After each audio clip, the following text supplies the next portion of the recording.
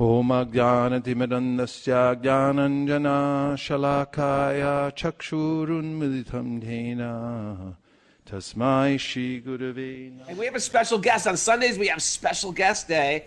And what more of a special guest than Vaisesika Prabhu? Vaisesika Prabhu, he's a initiating guru of so many close people in our life, including Madhu, who we love so dearly. Madhu, he's regularly on our Patreon thing, doing a kirtan sometimes, doing Ayurveda sometimes. Right? Oh, Maharaj, before you give one statement, let me give you an official bio. Then Kostuba will give the unofficial bio. Then we can share you with the world here.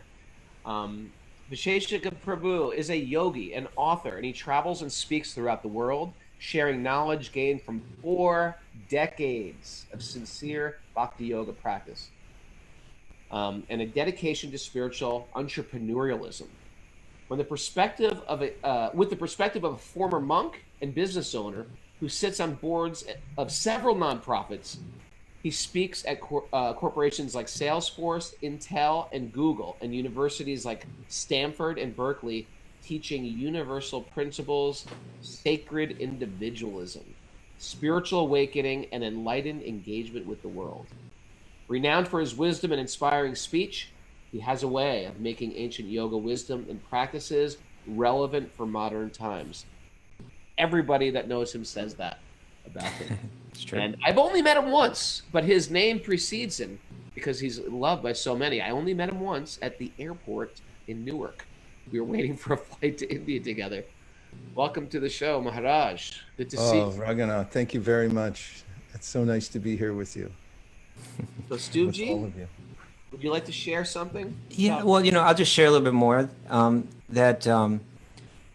In one sense, I give credit for Wisdom of the Sages to Vaisesika Prabhu because really, on so many levels, I appreciate you, Prabhu. Vaisesika Prabhu is he's kind of like a walking personification of the Bhagavatam or the Bhagavad Gita. We call All this the cantos together or just one? I think all of them, and he's really lives it, and it manifests in him at every moment. He's really always coming from a very high spiritual level. I've only ever seen him come from that level. He's kind of it may not show entirely here on the screen, but if he stood up, he's like a big guy. He's like a linebacker or something like that. But he's got very, kind of I would say a childlike innocence about him that's very endearing, but just brilliant and one of the clearest thinking people that I know. And you can't you can't be in Vaisesika Prabhu's presence and be in illusion or be confused or be, waste your time. His presence just doesn't allow that. I'm looking forward to that. Okay, we got an hour here, right? So hopefully it'll be an illusion. Okay, good. It'll be good now. But I also say that I give him credit for kind of being the seed of. Others will recount testimony from a third tribe. What is that, Raghunath? What are you doing over there? It's not me. Okay. Mara? But I give him credit for being kind of the seed for Wisdom of the Sages because he just encourages people to read Srila Prabhupada's books, and he does it with just this. It's not the kind of encouragement that kind of annoys you, but it's the kind of encouragement that makes you feel like, oh man, he's so right. I really should be doing that. And because of his encouragement, my wife Gita Priya and I this was early last year, we started reading Srimad Bhagavatam 80 verses a day. If you read 80 verses a day, you read the entire Bhagavatam in 6 months. He's the kind of person that he's figured all that out. Hey, just math. You can work your way through this and you'll be better off for it. And so then you called me and said, I want to do a little something online early in the mornings for just a few friends. What do you think I ought to do? And I said, do Bhagavatam every day, right? And that's how Wisdom of the Sages got started. So thank you. Leading by example. Yeah. Leading by example. Thank you so much, and thanks for joining us. Oh boy, well, I'm really touched, and I hope I can live up to your introduction, even a fraction. And it's just really heartening to be here with everybody and see your faces and feel your presence. And thank you, Raghunath and Kushtuva Prabhu, for keeping this space open to everybody and everybody that's on your team. Yeah, Mara. And one of the first things I noticed coming in here was the importance of attention. That's the first principle that I'm going to talk about, because it's inherent, and it's a aspect that I like to describe as our only asset. If you consider all the things that you have and that are usable in your life, and what is it actually that's inherently yours? I mean, I could argue that actually the main thing that each of us has that is ours and that we get to make a decision about is where we place our attention. And phrase I learned many, many years ago that I carry around in my pocket is something I'd like to give to you today. Please. Take around in your pocket, and that is, where attention goes, energy flows. So we're all going somewhere, and we're all moving at every moment, but how do we decide where we're going? In the Bhagavad Gita, Krishna says, Yanti Deva Vrta Devam Pitran Yanti Pratirvata Bhutani Yanti Puteja Yanti Mam Yajino Bimam, which means you could go wherever you like. It's up to you. And he's talking to us as a conscious being and say, you know, you're free. You can move, you're free to move about the universe. And how do we go that in a particular direction? It has to do with where we're placing our attention at any given second. Okay, you've got my attention now, for sure. No, but I missed something. I just want to hear again. You said attention is our only asset. It's our only asset. We don't. What about our money? What about our worthless? 401k, stocks, bonds, precious metals, nothing. Those aren't assets. Yeah, they're. I'm counting an asset as that which is inherently yours, which means you get to keep it. Oh. Okay. And that's what you have full control over. Okay. Ultimately. Yes. And then really that's yoga. Yoga means alignment and coming in contact with who you really are and what's your source. And what's really required in that is becoming aware of the power of your own attention. And just to add a little bit of strength to that, the word attention, you have the 10 word within that. As you do in your body, you have tendons that connect muscle and bone. That's the connecting point. Right. So we similarly connect to the world through where we place our attention. And let me just give you some examples. I was walking with my wife Nirakula, because we walk every evening during this, we're still locked down out here in California. Right. For some And you got the reason. fires going on too in your area. Fires.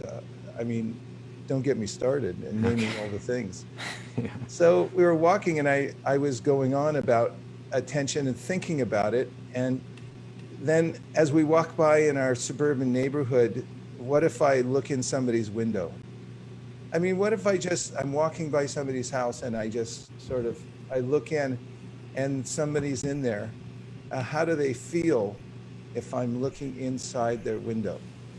What's the reaction? Invaded upon? Yeah. Violated. Violated? Or how about this? How about if you're driving, what's the main I do that sometimes. thoroughfare there in New York that everyone can... Broadway, yeah. Okay, you're going down Broadway, you're sitting as a passenger in the car, and then you look to the car next to you, and you look at the driver in there, and you just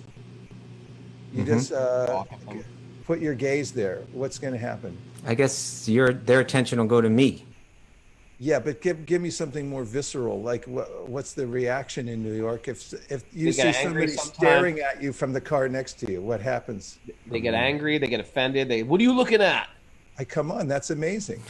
Right. What just happened there? I like right now, you see everybody looking in the screen, and what if you're just able to connect to somebody's eyes right now and look at them? It's dangerous, actually. Yeah. In a room, when we sit around in a room, oftentimes we do this experiment. We say, just for 1 second, don't try to do it for any longer. Look at somebody right in the eyes and just see what happens. And the energy in the room starts to ripple. And then when people actually make that connection eye to eye, you see it explode, because there's something combustible there that's coming from your glance. What should From we the do? glance. What should we do about that? Not look at them? Is that a good thing? That's Is it a the bad point, thing? Raghunath. What should we do about it? Exactly. That's the question to ask. And that's yoga. That's what it's all about. What should I do about my attention? So it's got Where power, do I you're place saying. it? It's got It's power. power. In fact, let's go to Bhagavad Gita. Okay. Ayadhyakshena prakriti suyate sacharacharam. I'm quoting the Sanskrit for an authenticity. And here we have a statement made by Krishna in the Bhagavad Gita where he's saying this whole world is working because of my, wait for it, glance. Yeah. It's all happening from Mayadhyakshena. Aksha means from thy eyes. So there's a glance from our original conscious source. And when that comes into the dead world, the whole world starts to move because of that, the attention coming from the Supreme. And just this morning when Raghunath, you're going through this, you're giving your attention to every person on this call. And then there's this connection that happens immediately, heart to heart. You know, we thought we thought we were going to stop that when we turned this into a podcast. Before it was just a Zoom class every day. And to say hello to everybody, it takes time. And so I put it out there. It's not very practical. People think I should just stop doing it. And everyone was saying, no, it's nice. There's something about that personal connection. And I know my kids, when they went to the Waldorf school, they train the children to shake the teacher's hand and say, and look them in the eyes and say, good morning. Good morning. Because there's a lot of just like, people don't look at each other anymore. I love that. And you know, Bhakti Yoga says there is nothing but the personal connection. You can dispense with everything else, but the personal connection is what is the essence of everything. In fact, there are famous verses in the Bhagavatam. For instance, Yene Ravanaksha Vamuktamaninas Tvayasta Bhava Avashuddha Buddhaya Aruya Krishna Parampadam Pata Patantyato Nadrata Yushmanangraya, which essentially says that unless you give personal attention to your original conscious source, Krishna, and you get that in return, that reciprocation, then any other kind of restraint that you try to make through austerities, any other kind of arrangement you make in this world won't be sustainable, because the main thing that sustains us is that personal attention and connection. Okay, then what do we do with it now? With that power. Yeah, well, that's attention. the question to keep asking at every moment. What am I doing with my attention? I mean, Where's my attention? Yeah, where's my attention going? Because where attention goes, energy flows. Well, you know what Raghunath's been doing for this Purushottam Mas, Vaisesika Prabhu? no. He's taken this very firm vow that he just will not allow any kind of mundane sound vibration to enter into his ears, right? It doesn't mean I don't like mundane sound vibration. I love mundane sound vibration. Okay. You know, like a rat likes cheese on a mouse trap. Okay. You know, but what's going on is I just walk around with these earbuds on and I just play lectures or audiobooks of only transcendental one, Mahabharata, Ramayana, Srimad Bhagavatam, or lectures. And that's what I put in my ears in my downtime. And I walk around and just hear that. Drives some people in my family crazy because I can't listen to anything else. But there's like, I'm serious. Even if I go to the bathroom, if I go in the kitchen and cutting vegetables, they're always in there just playing these things. And I'm always getting valuable chunks of information. And my mind, which naturally just, you know, sometimes you're going in the bathroom or you're brushing your teeth or something, and the mind's just like foggy, dull, bringing up weird desires. Who knows what's floating around in the mind. Now there's like someone talking to me, giving me food, superfoods for the ears. And it's been a very, very interesting experiment, especially if I like open Instagram and there's a bunch of like nonsense stuff that I want to listen to. And I'm like, oh no, I'm fasting from this. It's like a fast. It's like a fast. And it's been a great experiment. It's brilliant. And I love the way you say experiment, because really, if you think about we are non-neural, we are non-temporal, non-chemical conscious entities, and we're in a particular body, which is specifically meant to be a laboratory so we can experiment with consciousness. Oh, that's And one of the main experiments is what you're doing right now. I mean, really, that's the bhakti experiment, which is how am I going to fix my attention, and especially on the sound that we hear. That's the most transformative. The Ishopanishad, one of the oldest books known to the world, says Anyar evohor sambhavad, anyarahor asambhavad. That, listen, little conscious entity, the consequences of where you place your attention, especially what you listen to, are great. One result is obtained by putting your attention to low sound, and a completely different result comes from hearing high sound, or sound that is from the fourth dimension. It's from beyond this world. And there's a lyric from a song, I believe it's from the 80s, from David Byrne, in which he says, I don't know what you expect staring into the TV set. It comes from a song, Burning Down the House. Talking Heads. I think of that often, that lyric. I don't know what you expect staring into the TV set. So it's like, if I'm looking at my life and I'm saying, how did I get here? How did I get in this situation I'm now? Then the very commonsensical wisdom literatures of the past are speaking very clearly and simply and saying, it's where you're placing your attention. If you're listening to low sound, if you're staring mindlessly and scrolling into nothing and just getting fragmental information, what do you expect? That's where you're going to go. That's why we go in a particular place, because where attention goes, energy flows. Energy flows. All our energy goes where we decide to place our attention at any given moment. And all the practices of bhakti are really meant to fortify our strength to place our attention, like Raghunath is doing, in a particular place. Why does he make a vow like that? Because he's informed that there's going to be a difference here, right? Well, I make a vow like that because I'm attracted to mundane sound. And 2 years, I had a really good. 2 years ago, I had a really good another experiment, but it was an unplanned experiment. My wife got a new car. It got free Sirius FM. Are you familiar with that? It's like a paid radio station. Mara's laughing because she knows the story already.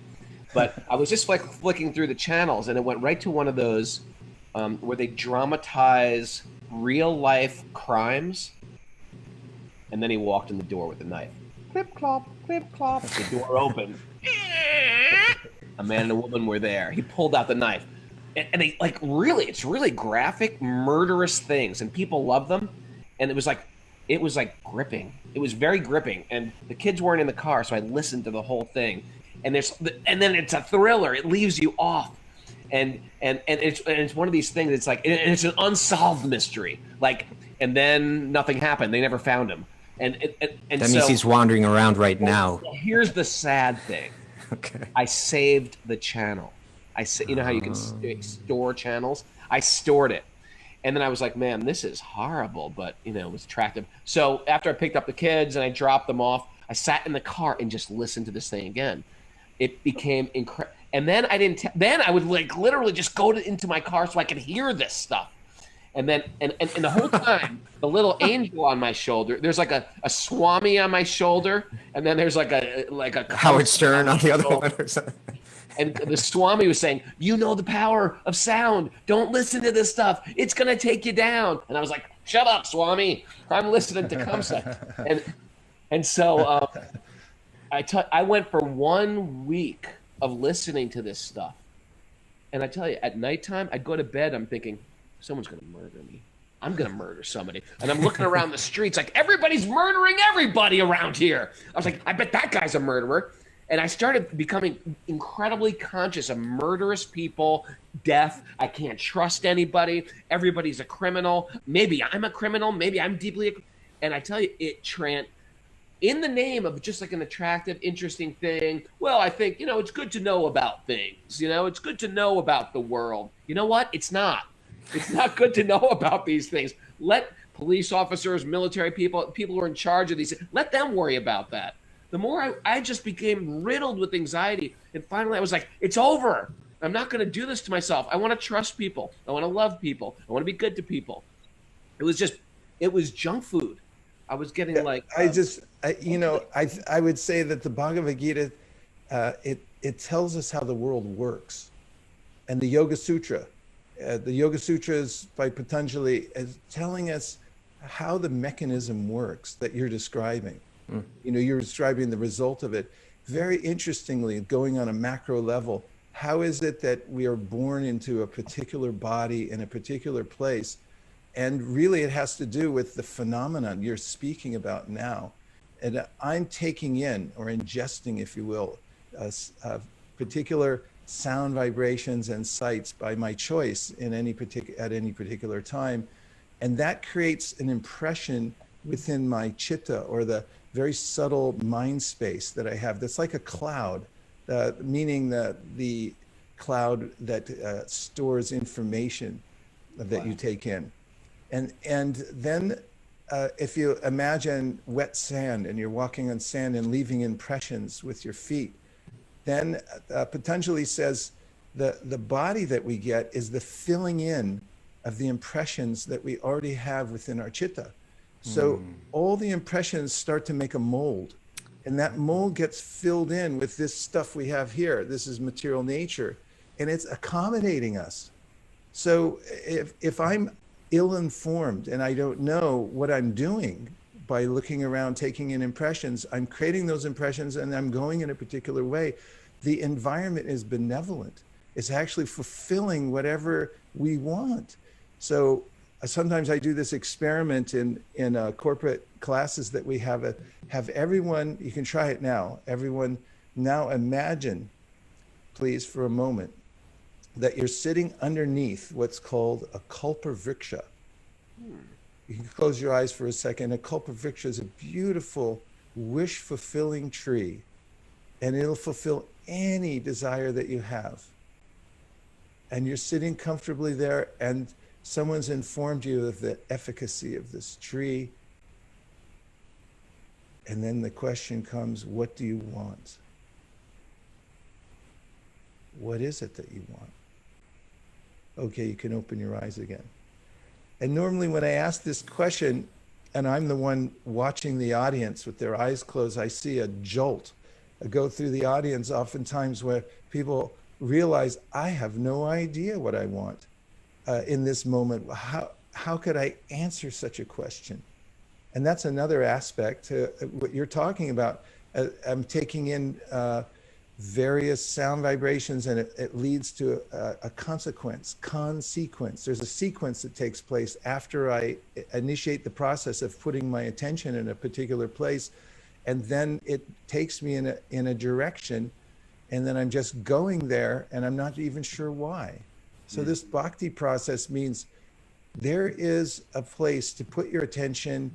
There's an object to look at where you'll actually get everything that you want that's good for you, and you'll feel satisfied. Okay, I have a question now, That's good. Vaisesika Prabhu. So now, okay, I'm convinced you've clarified things for me here, that that I have this power of attention, that it's so valuable that I'm likely wasting it, or at least to a large degree, just letting this incredibly powerful tool just slip through my fingers. If I'm a beginner to this path, if I've developed, like say a lot of our listeners, maybe they've developed an interest in bhakti right now, and we're moving into this month. We're in Purushottam now. We're going to go into Kartik. A lot of people take vows, or you set an intention. Maybe you're saying experiment. So generally, an experiment is for a certain amount of time. You make a little experiment. Is there something that you could advise people to do for a segment of time to practice bringing their attention to something higher on the path of bhakti? One thing is to start the morning with an affirmation. There's a way that when we first open our eyes in the morning, the mind is looking for some place to go. And I always like to say that we're not the same person when we wake up that we were when we went to sleep. because who knows how many far-flung places we travel to in our astral body when we're sleeping. And so Is we that get what's a little going on? Your disoriented. astral body is traveling around? Hold it, hold it, hold it. I'm just Now we got a diversion here. You got Well, Raghunath it's going. something very interesting here. I want to just get to the bottom of it. We're Okay. flying places. Yeah, it is the body is like if you leave your car idling somewhere and you run into get something from the cleaner or something, you come Right. back out again. There's a way that the body goes on with its various functions, whereas in our subtle body, which of course, as Kashtuba Prabhu is saying, it's a big topic. But we're perhaps I could just simplify and say that we could be slightly disoriented when we wake up. So one technique that I have that's very practical is set yourself up for the morning the night before. When I was young and our family would go on vacation, my father would make us clean the whole house completely before we'd leave. And I was, as a kid, I was saying, why do we have to clean the house? We're leaving. And then I remember after 2 weeks of vacation, we come back into the house, and then I'd say, wow, who cleaned the house? That was really nice, whoever did it. In the same way, when I set up what I'm going to do in the morning, the night before, as soon as I wake up and I have a regimen from the time that my mind comes to the surface and I know what I'm going to do, I feel grateful for that person the night before who got things set up for me. So to answer your specific question, Koshtuba, there's a way in which if I plan the first things that I say as soon as my mind comes to awareness in the morning, and I say a mantra, a transcendental mantra, and then there are other affirmations to get started. That's the first step in the morning that I think is really important before you actually swing out of bed and put your foot on the floor. It orients. What are your mantras? Well, the first mantra I say is Sri Krishna Chaitanya, Prabhu Nityananda, Sri Advaita Gadadhara, Shivasadi Gaur Bhaktivinoda, Hare Krishna, Krishna Krishna, Hare Hare, Hare Rama, Rama Rama, Hare Hare. So I say those two transcendental mantras first thing, before my mind starts to say, why don't you do this and that, listen to a mystery story or anything else. Starts thinking about murder or anything. Murder maybe? Morning murder? And then there's a way in which I put together the things that I'm going to do, the spiritual practices. For instance, reading Bhagavad Gita in the morning is really important to me. And so I actually take the Bhagavad Gita and I put it out on a table so that it's there. I deliberately put it there. And I like also the night before? Or yeah, the night before. So Okay. anything that I plan to read or hear or do, I put in a little stack. Because that way I get up and my mind is like an unruly child and says, I want to do this and that. We say, oh, it's already, the schedule's already set. Here's what we're doing first. Right. Yeah. It's useful. Morning That's- rituals. Yeah, very nice. Okay. We have this thing Rug and I started called Makeover Monday Yeah. with some of the sages. So like every Monday, we just talk about, and we even have like on our Discord thread, there's a thread that's like a lot of people follow and participate in, and we have a Makeover Monday thread on that where people share just like these intentions that they said, okay, for this week, let me not do this or let me do this, Or this week. We break it down in little bite-sized chunks instead of this year I'm going to do this. We say this week, just this week, and then we re-evaluate on Monday, every Monday. Wow, that's nice. It's been useful for me. Okay, so Vaisesika, now you've brought our attention to the power of attention and how serious this is and how valuable and potentially powerful it is. What is the next key that you will share for us? Attitude. Attitude, attention, and then attitude. Yeah, attitude is, a definition, a settled way of thinking or feeling about someone or something, typically one that is reflected in a person's behavior. I'll read it one more time. Please. A settled way of thinking or feeling about someone or something, typically one that is reflected in a person's behavior. Okay. And in one of his writings, Srila Prabhupada says that advancement in bhakti yoga is dependent on the attitude of the practitioner. So there's a it's interesting. I mean, what is an attitude? Can you get a little meter and measure it? When we meet people, we can subtly ascertain what kind of attitude the person has. It's very subtle, but it makes all the difference in aligning us. So adjusting attitude, fortunately, is something that we can actually do. If we become aware of the fact that I have an attitude, I'm carrying it around with me. It's a choice that I'm making to have an attitude, and I can adjust it. So that's one of the points that is made in the wisdom literatures like Bhagavad Gita, Srimad Bhagavatam, that adjust your attitude, and the world around you will adjust accordingly. I have a question about that. Me too. I'm in line for you after you. Okay. We had on Saturdays we do questions and answers. And we got a really great, very sincere, honest question from a lady named Lorraine from Luxembourg yesterday, right? Luxembourg. And actually she wrote I don't know if you saw, but she wrote back to us. Did you see that? Or did you see it, Mara? She wrote us. It was a Krishna miracle. She had a Krishna miracle. Oh, did she? Yeah, I won't go into it now. She had a Krishna miracle. Okay. But she wrote an appreciative response. But her question was that she had her heart broken by someone, a person that she had really invested so much time and energy in her heart and soul, and then this person just betrayed her in just a cruel and callous way.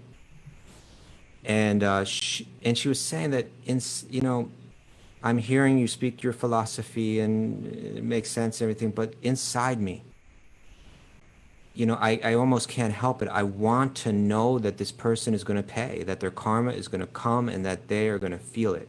Wanted revenge, or that was in her. So that's an attitude, I suppose, right? Would you? And it seems hard to change that. You're saying that you can. That you're saying it almost like you can flip a switch and change your attitude. You can tune this. It's a dial, and you can. But I think for a lot of us, it's really hard to do that. Is there some advice you can give us to? Yeah, well, how definitely do that? Practice.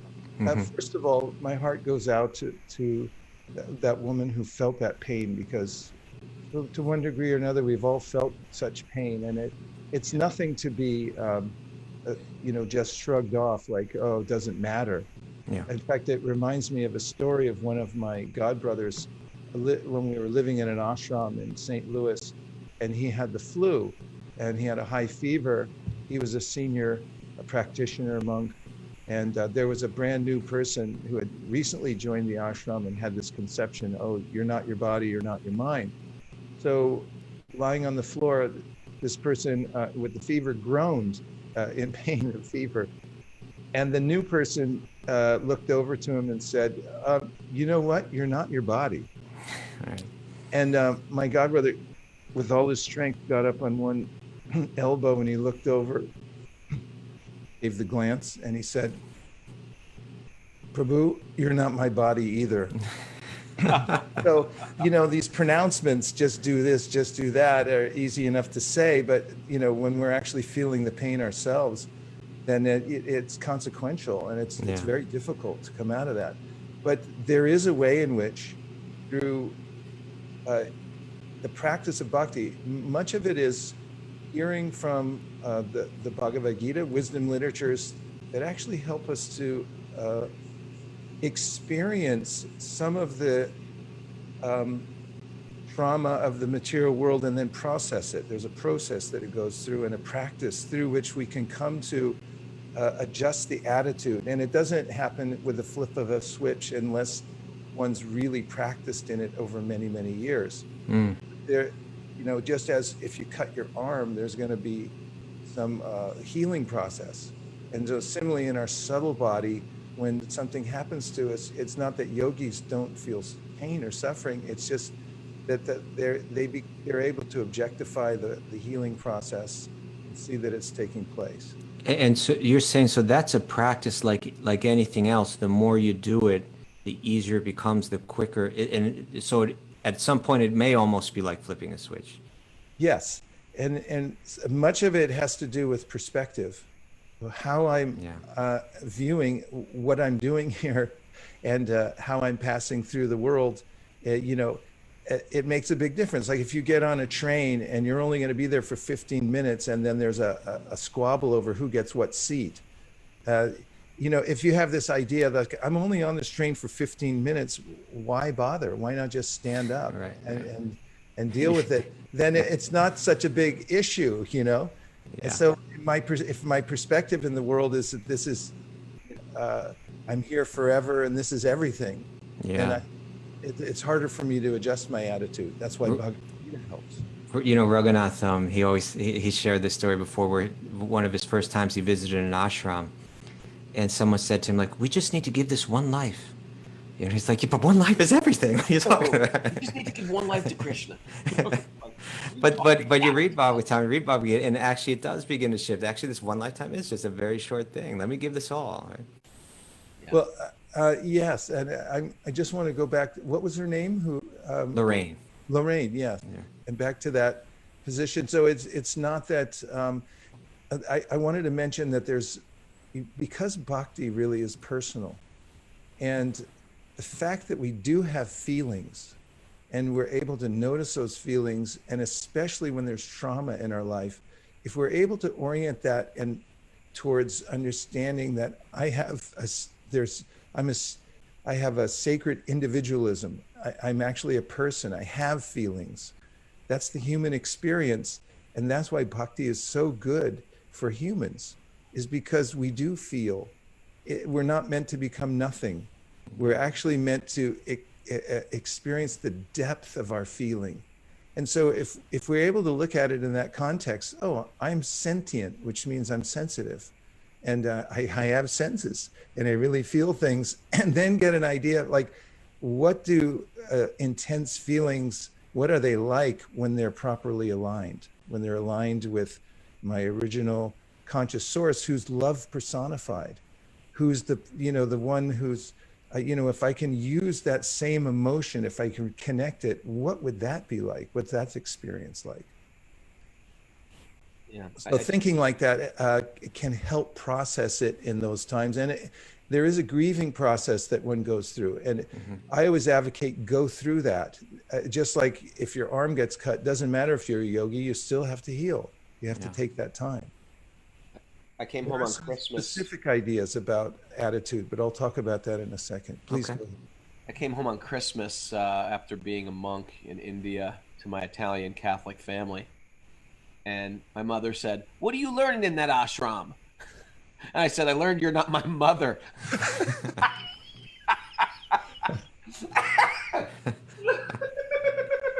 It didn't go over well. It didn't go over well. But can I ask my question about attitude? Oh, please. About attitude, because I get a good attitude. I think it was passed on to me by my mother. My mother loves everybody. She talks to anybody she meets on the street. She's got friends. Everybody knows her. She lives in New York City. She's 94, and she's like she out talks me. If you know her, you know what I'm talking about. She's one of the few people that can out talk me. And I like people. I genuinely like people. But recently, somebody I let close, they did a number on me, and some friend said, "You know what your problem is, Raghunath? You got this. You think you got a good attitude. You let people too close to you. You got to keep people at a distance. You let everybody in your life, and you trust too much." That's what they said. Is there a thing about trusting too much? I always thought that was a good quality. Well, the human experience is a little messy. I was just talking to somebody last night about a community. I live in a devotional community out here, and it's going well. I mean, we're really happy. We've developed it over many years, but What does that mean, a spiritual community? Like a city block? Or does it mean like a farm, a commune? we live in Silicon Valley, and the community is spread out geographically, Okay. but in purpose, we're united, and we come together at a central location. And nowadays, obviously we meet online more and things like that, but there's a sense of connectedness. amongst all the members who come from various backgrounds. And that's what I mean by community. Okay. Okay, that's what we're doing here, I guess. Yes, definitely. Yeah. But like And I these forgot- guys right here, I let these guys in my house. I don't even know Vegan Truck. I was up David Charles Wilson. I met him once. I know him online. I see their faces every day. Am I crazy for letting these guys in my house? Having them come? We're hanging out all day. We're doing, we're going to be burning things. And They could be murderers for all you know. They could be murderers. Yeah. Should I put a buffer up? Yeah, I think that what I find is when the most interesting and endearing humans are those who are vulnerable, and also, and that includes willing to talk about themselves and also let other people into their lives. And in that process, there's going to be some we're going to experience things when people violate that or not, and it's really part of what I was talking about before, that whole holistic way of living. And as long as we look at it in the right context, and see how we're using our relationships and our emotions and everything, and where they're coming from, then it's a natural consequence of just being with people. And we're personalists, so we want to have that connection, and it's going to mean that there's going to be some anomalies while we're doing it as well. So let them in. So let them in. Well, you have to. It's your nature. And I trust. mean, you're not going to stop. Everyone has a particular nature, the way they deal with the world and with people, and that's one of the reasons people are attracted to you, is because you have that nature. We love you just the way you are, Raghunath. I love you too. Okay. All of you. I have a couple of points about attitude that Yes. they're mantra-esque, and I Okay. like those because it's practical. It's something you can take in your pocket. I just want to see what's one mantra I gave already that you can take away. That where attention goes, energy flows. We do this. We Yes. have a whole bunch of them too. We call them hashtags, tattoos, mugs, Yes. T-shirts. What are yours? We want to. Maybe we will. What's it called? Steal them. Steal them. It's called stealing your mantras and taking them as our mantras. Just as I've stolen them, you may steal them also. Okay, so one of them, which, Kaustuba, you said flipping a switch. Is it really as easy as flipping a switch? And yes Yeah. and no. Let me Okay. say the yes part, because the no part I always have to give as a preface, so it doesn't sound like glib, just like, yeah, just do it. But here's one that actually you can try out, and that is, in the way of flipping a switch, is to develop a service mind. Service mind. Develop a Service service mind.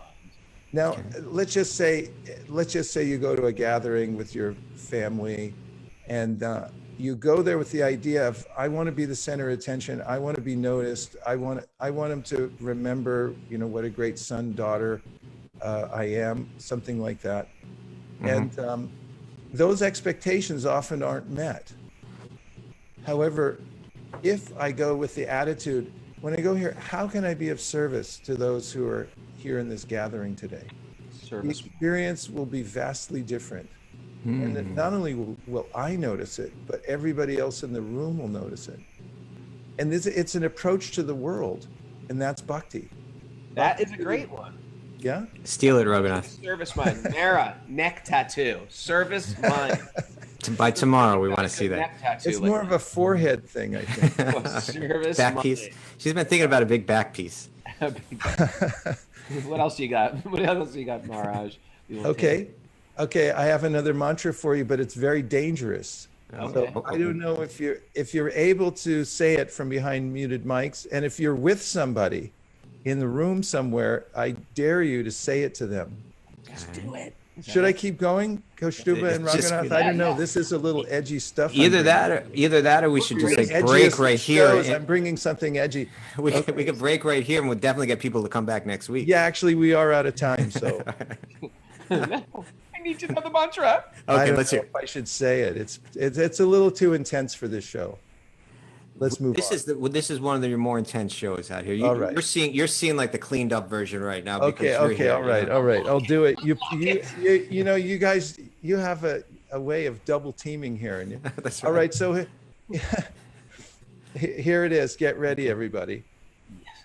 I want you to say this first to yourself, and then I want you to, if there's anybody with you, turn to that person and say it. And if you don't have anybody in the room, then you can save it for later when you meet them. Okay. Are you all ready? Ready. Yeah. Okay. Say it to yourself first. Ready? I live to be corrected. Oh, that's a hard one. That's the whole thing. That's Oh, all. now see, don't walk. Go ahead, try it. Say Oh, it. let me do it. Everybody. Let me do I it. want to see your lips moving. I live to be Andrew and Kate are doing it corrected. there. I live to be correct. Do I It's get to hard say it correct to as your well? spouse, isn't it? You say to your spouse, "What did I just do Yeah, now?" write that one down. Yeah. This is consequential. It's very consequential, and it goes to attitude.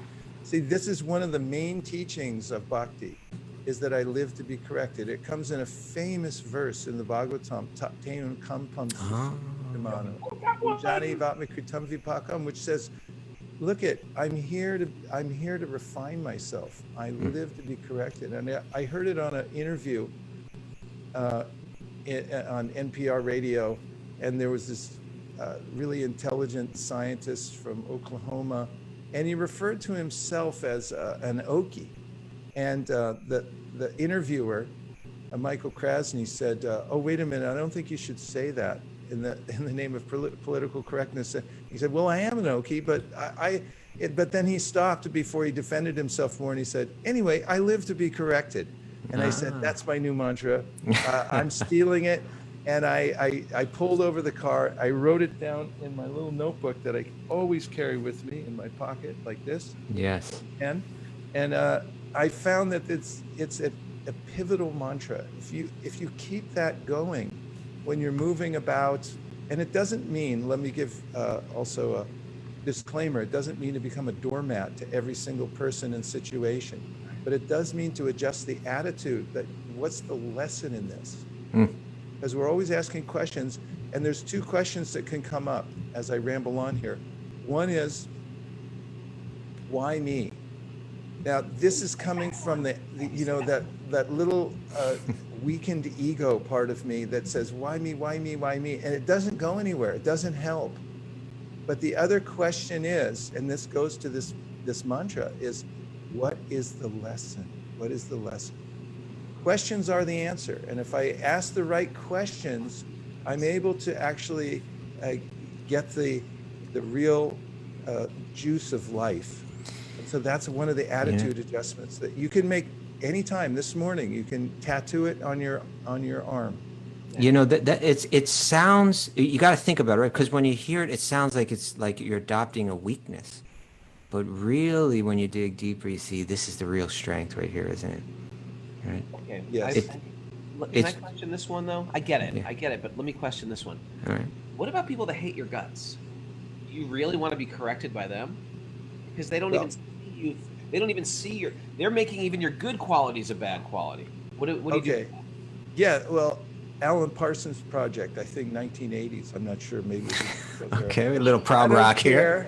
I don't. The lyric. It's in my chitta. It's stored in there. I don't care what you do. I wouldn't want to be like you. You know, so that's a lesson. I look in it, you know, if you look at ancient scripts, Bible, Srimad Bhagavatam, there's lessons from be like these people, don't be like those people. That's a lesson also. I'm looking and I'm saying, oh, gotcha.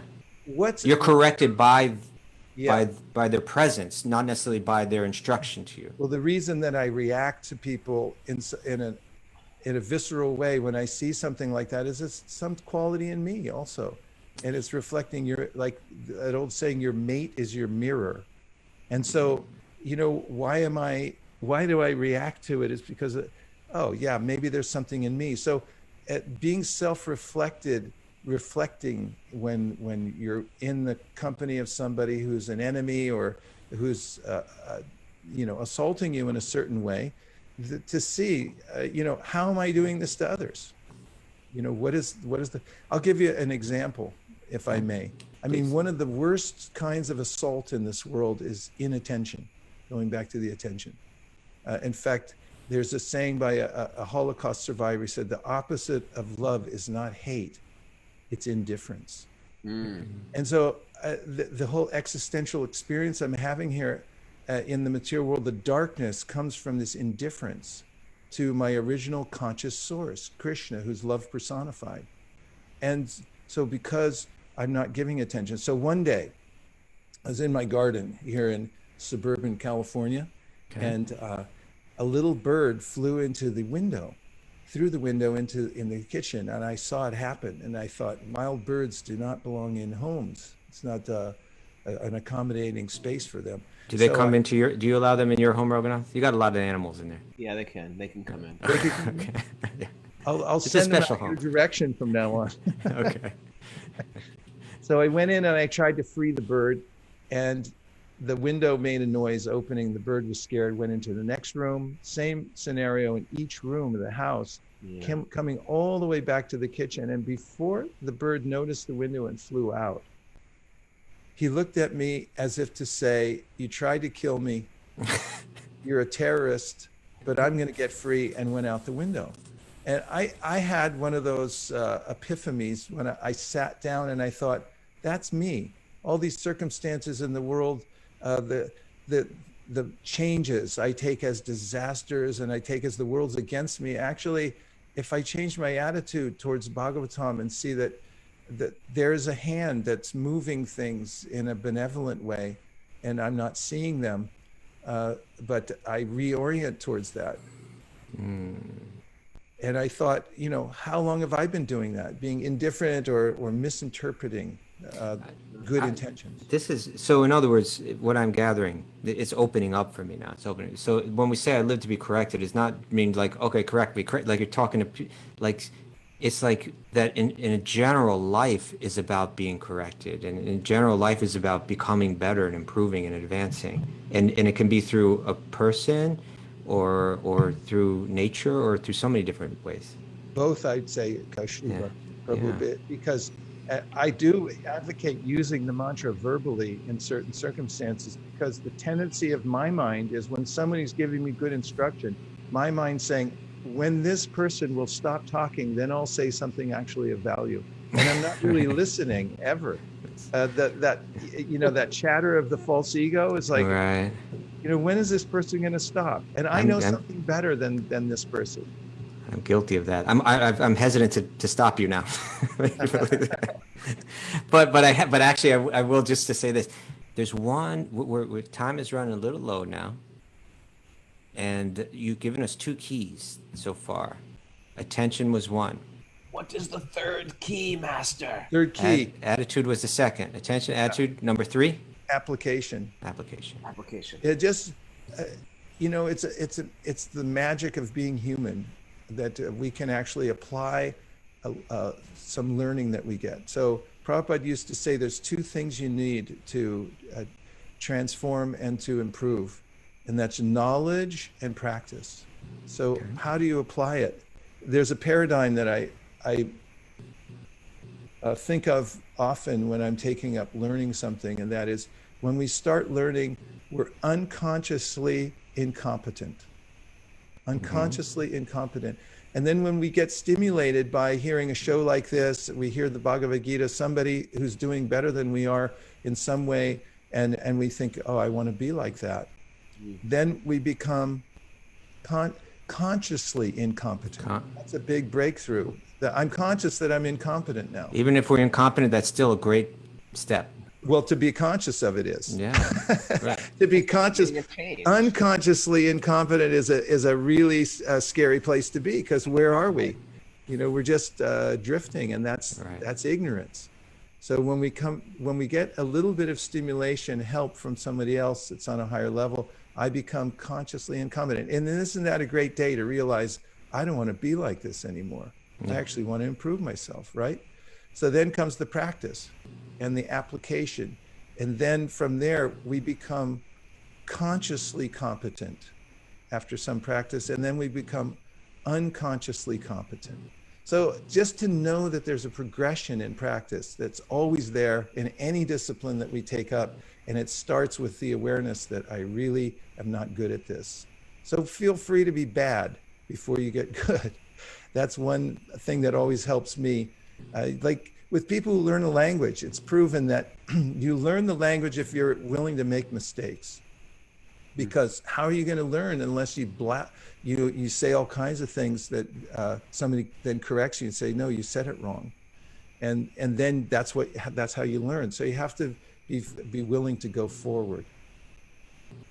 So I advocate it to overcome inertia in the practice, which comes sort of naturally to me.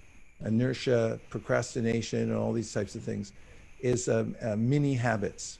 Many habits. And yeah, get started with something that's so small. It's like in homeopathy, there's this idea that the diluted active ingredient, it's so dilute that it's just one molecule, and then it has some effect. I don't know how homeopathy works actually, but I know the I don't even know what it is. So yeah. no. Yeah, you keep on diluting. There you have it. It takes like poison ivy or something. You're diluted so many times. You just have an essence of that and that essence becomes the essence of the toxic thing becomes the cure of it.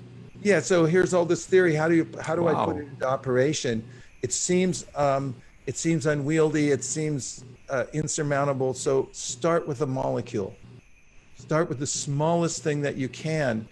And that will have its effect, because bhakti is potent.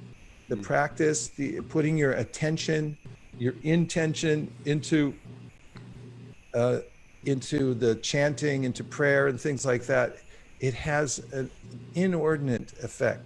So start with the tiniest little move that you can make, because that helps to overcome the mind's resistance that always says, like, you can't do this. And if you try, I'm going to come back and, really get on you, really get on you. So you starting with these tiny little things, and I compare it to a wedge. A wedge has a really small end and then widens. And if you just enter into the smallest area of your life where you can right now, a crack that's open, because I don't have any time, right? I can't do spiritual practice, because my life is consumed with other things, not the least of which is I need my screen time and whatever else my mind demands. But find one tiny little crack and insert the practice there. Like, for instance, chanting is a very important thing, and do it a little bit, and then apply a tiny little bit of pressure like you do to a wedge. And as you do, the space starts to open up miraculously and becomes bigger and bigger. Sometimes we just think about too much and we never get started. But you're saying just get your foot in the door, and it starts to grow. Well, you gave an example in the beginning. There's so many books to read, and at least in our area of the tradition. And if you look at the whole bookcase, like the one behind me, it's full of books. And if you look at it, you say, yes, someday maybe, but I couldn't read all those. And this is another, this is mind blowing as far as how practice can be effective. My Prabhupada used to say, drops a day, wear the stone away. So I have this experience. Like that one? Drops a day, wear the stone. Drops a day, wear the stone away. So every year at this time, normally, this is the first year after 20 years, I'm not in India at this time, we have this retreat where we several of us, maybe 20 of us, stay in one ashram. It's kind of a hidden place at Govardhan Hill. I was there one year. Yeah, you came. That was the best year ever. Come on. In my humble opinion. For me, it was. And then, we read. We do this reading out loud for 5 hours a day together. And when I look at a book, look how thin a page is. And you'll notice that if you look at a page, you say, how could I possibly get from one side of the book to the other? If a page is so thin, it's inconsequential. It doesn't make any difference. But people read books all the time. And how do you do it? One page at a time. One page at a time. And so with bhakti practice, or any discipline really, but it's really potent with bhakti, because everything you do with intentionality, even if it's a molecule, will move you in that direction. So one little page at a time, just calculate it, and do what you can. Well, you see, you've got this energy, Prabhu, that like you got your own natural enthusiasm, and you'd say, hey, just try this one thing, and then people are like, okay, I'll try it, And I think staying connected with you, kind of gives us the strength to kind of like keep going on that. Like I've been there reading 5 hours a day. Come on, like most people don't want to do that, but when you're around someone that's got that enthusiasm, it's like, yeah, let's read some more, right? Like when you turn to me and say, "Hey, Kastuba, why don't we read this right now?" I'm like, "Okay, bring it on." I have to hang out with people who are doing what I want to do. Yeah. You know, Right. Yeah. people Well, that help me raise my bar. yeah. Yeah, definitely. Yeah, there's a saying that if you're the smartest one in the room, you're in the wrong room. And I always, if you get in, try to get in a room where people are smarter than you are, because that's, you come up, and then the tendency is if I hang out with people who are operating on a lower level, of course, if you're there, for a higher purpose and everyone agrees on it, it's nice. But otherwise, I don't get pulled up, as you're saying, Raghunath. Raghunath and I, we operate low on a high level, right? Kostuba's higher, so I No, no, I feel good. Kostuba, you have some problems here because you're hanging out with me all the time. no. But like Bhagavatam, that's like a high Mara level. went to private school. They only give her they only fed her the finest choice things to. Well, she was at that time she was high on a low level. Now she's high on a high level. What a day! What a day! Okay, hey, but we got to give a plug now. Now, Vaisesika Prabhu, our chat board is blowing up.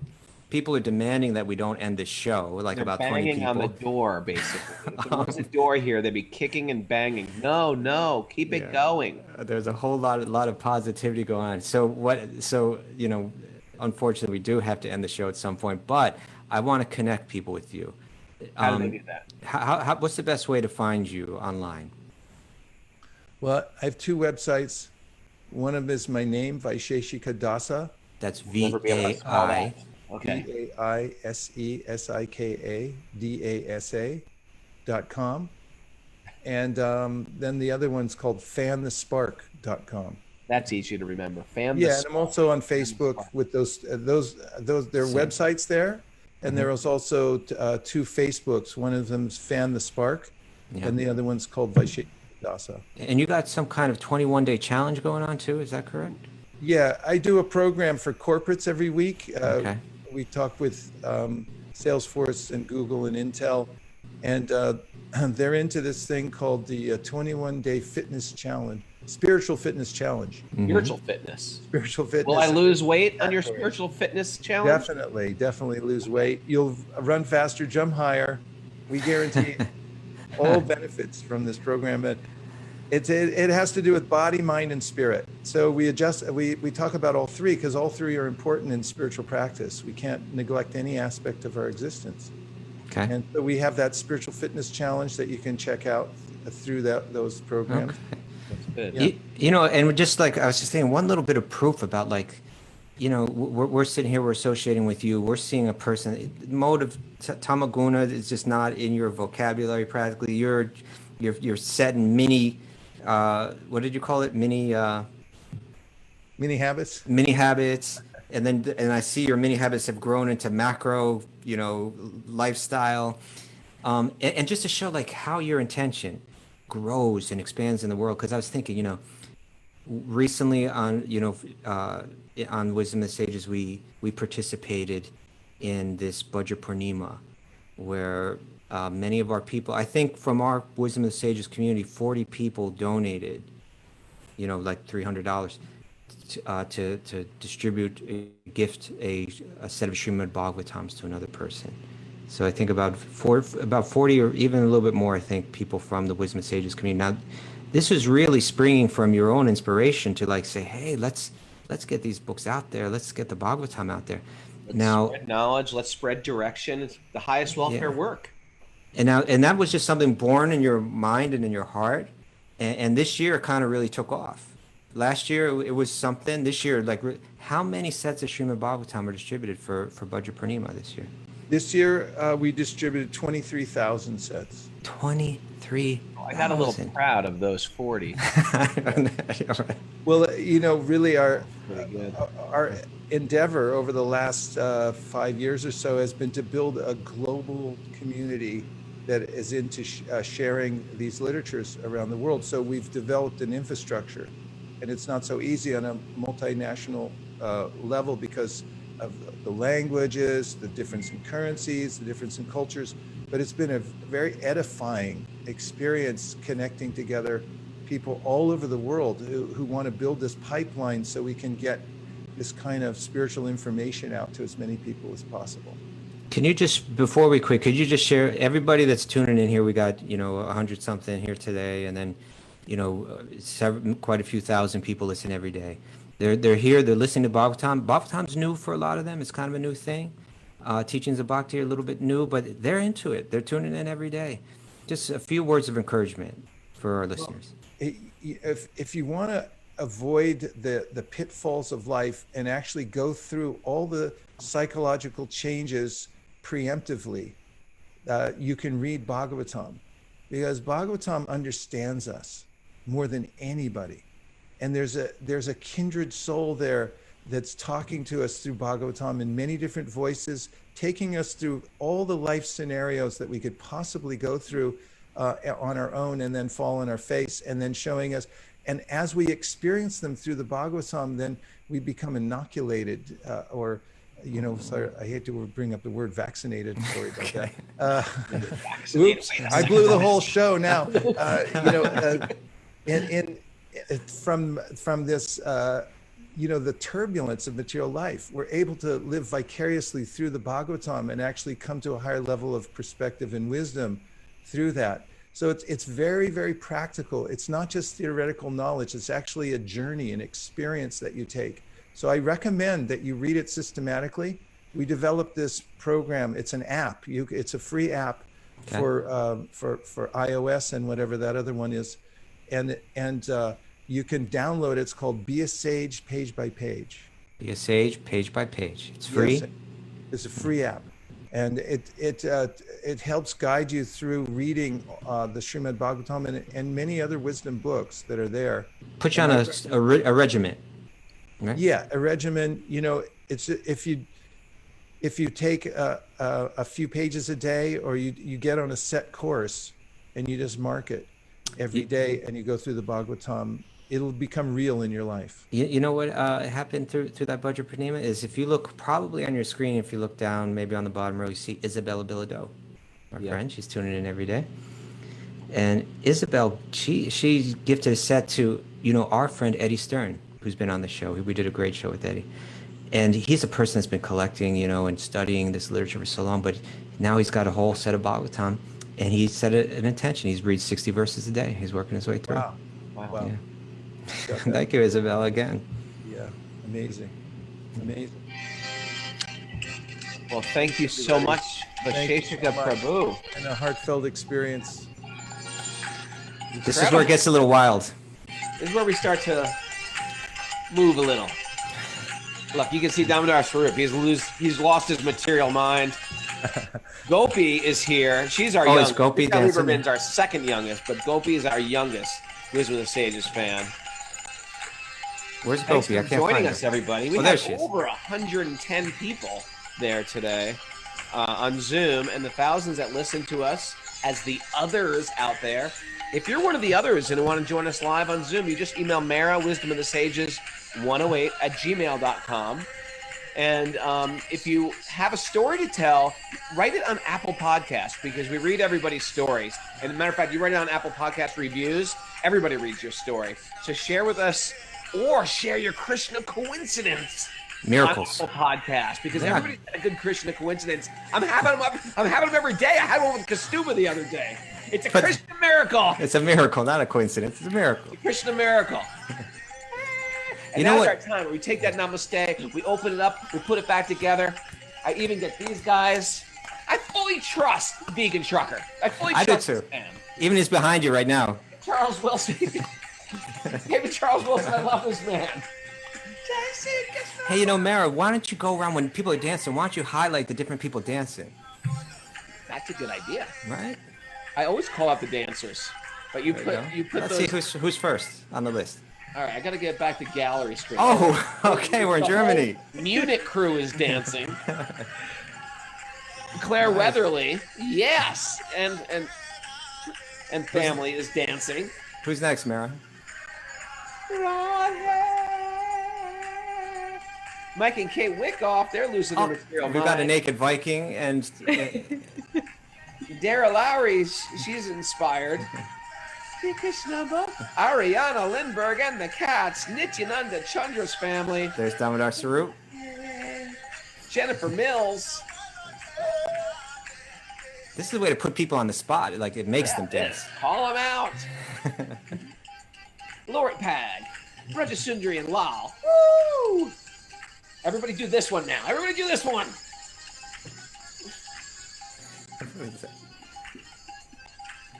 See, I've got a bouncy chair. And now we lip sync.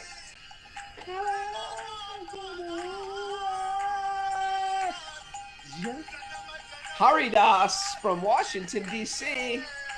Shibrinda Saskia. There's Haridas. Jaya Radhe. Man, page 3 is going crazy. Radhe. Jaya Radhe. Finland's going crazy. Texas is going crazy. France is going crazy. Perry and Lisa are going crazy. Armarman, Natari Armarman, Natari Armarman, Natari Armarman, hey, Natari Armarman, Natari Armarman, Natari Armarman, Natari Armarman.